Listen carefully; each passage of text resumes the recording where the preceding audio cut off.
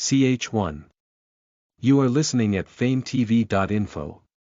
Chapter 1, Li Er's youngest brother summer came early on the 13th year of Zhengguan. It was already turning warm by mid-March. The imperial court is thus busy preparing to leave for Jiuqing Palace to escape the summer heat. Under the supervision of experts, Taiji Palace was built strategically off feng shui principles but on low-lying grounds, making it hot and humid during summer. It would be bearable for the able-bodied, but for His Majesty Li Er, who has toiled all year long with a weakened body, summer in Taiji Palace was unbearable. In the 13 years that he had ruled, His Majesty occasionally brings the imperial family to Jiuqing Palace to escape summer. This year's attendee includes a very special child, his youngest brother Li Yuanying. At the mention of Li Yuanying, many would scrunch their forehead in disapproval simply because even as a young child he truly is a troublemaker. Li Yuanying was born on the 4th year of Zhengguan. Also the 4th year Li Er ascended to the throne as emperor. His Majesty is known as Li Er as he is the second child. And the way he ascended to the throne is infamously known as the Xianwu Gate incident. On a beautiful sunny morning he ambushed and killed his brothers at Xianwu Gate, then requested his bloody general Yuqi Jingde to meet his father for a discussion. Alas, it has become like this, what to do? Hearing this, his father had no choice but to make him the crown prince, and a few months later stepped down to become emperor emeritus. After spending a few years cleaning up the entire court, His Majesty politely invited the emperor emeritus, who was at that time living in Taiji Palace, to move to Dun Palace. Dun Palace was initially called Hongyi Palace and was bestowed to Li Er by the previous emperor. Life is a cycle. Whatever residential you bestowed upon your son will be the same residential you will live in now. Since stepping down, the former emperor is no longer interested in courtly affairs but has instead fully immersed himself into worldly pleasures. Li Yuanying was thus born when the former emperor was of the ripe age of 60.4. Like most parents who favored their youngest child, His Majesty was the same. How much does he favor his son? Even when Li Yuanying pulled his beard, he would proudly brag, "Such an intelligent child." Li Yuanying hence grew up spoilt. He has pretty much pulled everyone's beard from the former emperor to His Majesty Li Er to the ministers of court. Even more outrageous, he once sneakily unbuckled Li Er's golden belt, resulting in it falling off with a loud bang when he arose to toast with his ministers. All in all, Li Yuanying was truly troublemaker all his life. Only the former emperor was biased in thinking that he was clever and adorable. Before his passing, the former emperor wholeheartedly entrusted his precious child to Li Er. What can His Majesty do but to accept?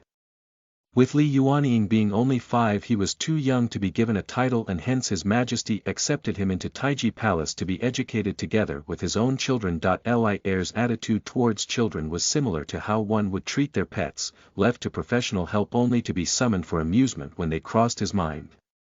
Naturally, that was how Li Yuanying was also treated. The children's reaction towards moving to Jiuqing Palace was out of Li Er's expectation. First, Cici excitedly approached him. "Father, can we bring young uncle along?" Then Qingyang shyly approached him. "Father, can we bring young uncle along?" Later, Hengshan sweetly approached him. "Father, can we bring young uncle along?" Followed by Li Ji, who mustered up all his courage and approached him. "Father, can we bring young uncle along?" His Majesty felt that this was unusual. Given that these children are legitimate children between him and Empress Zhangsun, they were treated more favorably than other prince and princesses and would not be easily persuaded or instructed by others. Li Er decided to not react outwardly and asked Li Yuanying's name to be added to the entourage list. Ready to observe this younger brother. As summer arrives, the imperial court packed up their bags and set off for Jiuqing Palace. Jiuqing Palace was built during the Sui Dynasty and was previously called Renshou Palace. His Majesty thinks that it's too wasteful to demolish it entirely and to rebuild a new summer palace, hence it was simply refurbished for its intended use. Following behind His Majesty's carriage was a carriage filled with young children who were chatting excitedly. The leader was Li Yuanying, aged 9. Blessed with outstanding features, a handsome face, red lips with pearly white teeth and a pleasing voice clear as spring that always utter pleasantries from it. It was said that Jiuqing Palace was short of water after it was refurbished. Lord, brother and sister. Law wandered around and found a place that was abnormally humid and poked it with something resulting in spring water emerging. Lord Brother was extremely pleased and asked Wei Zheng to write Jiuqing Palace Lichuan inscription, too, while Ouyang Sun was asked to inscribe it. Li Yuanying, oh yes, I heard of this. Ouyang's handwriting is great and we usually practice his characters. Prince of Jin, Li Ji is Li Yuanying's nephew, but in reality he was 2 years older and much more matured behaving than Li Yuanying. Li Yuanying's ludicrous behavior left a lingering bad impression on many, hence everyone had low expectations from him. So long he is able to read and recognize words, no one expected him to comprehend literature or produce good calligraphy work. As for skills like riding, archery, music and chess, it was left to his discretion and interest. In the carriage, Li Yuanying led the discussion on playtime plans. As a matter of fact, he did not simply bring up Jiuqing Palace Lichuan inscription on a whim. It was because he received a new mission by the system. That's the reason why Li Yuanying was willing to travel away from the palace. You must empathize with me that traveling these days is a major pain. First, the roads are bad. Second, the carriage is uncomfortable and hurts my ass. If it's not for a mission, who is willing to travel far? Talking about the system or his personal mission leads us back to Li Yuanying's encounter a few years ago. It was a winter month with heavy snowfall. Being bored, Li Yuanying thought of a new mischievous antic, to bury an unfortunate servant deep into the snow. When others were shivering outside, he burst out laughing amused while enjoying the warmth and comfort with a warmer indoors. Yuanying's mother was shocked and angry and wanted to teach him a lesson only to be rebuked. I've only imposed a small punishment, see if he dares to disrespect mother anymore. Reduced to tears, his mother rebutted, son, father is gone. You cannot behave willfully anymore. Being young he was ignorant of what father is gone meant, but seeing his mother crying sadly, he promised to not misbehave anymore. Though he still couldn't fall asleep as he was still angry about his perceived injustice. It was then a mysterious mission-based system entered his mind. Myriad Realm Library. Strangely, despite not learning the language, he was able to fully comprehend them. Once figuring out what a library is, he instantly lost interest. For who would be excited about books?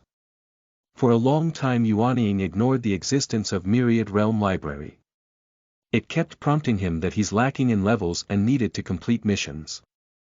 Who would waste such effort? Until one time, the system gave Yuanying a trial taste of a piece of chocolate candy and indicated that if it's tasty he should do the task and get rewarded with a full bag of it.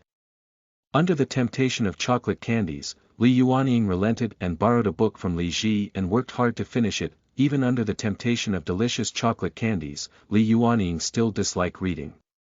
Within the past 3 years he hasn't even completed 10 books.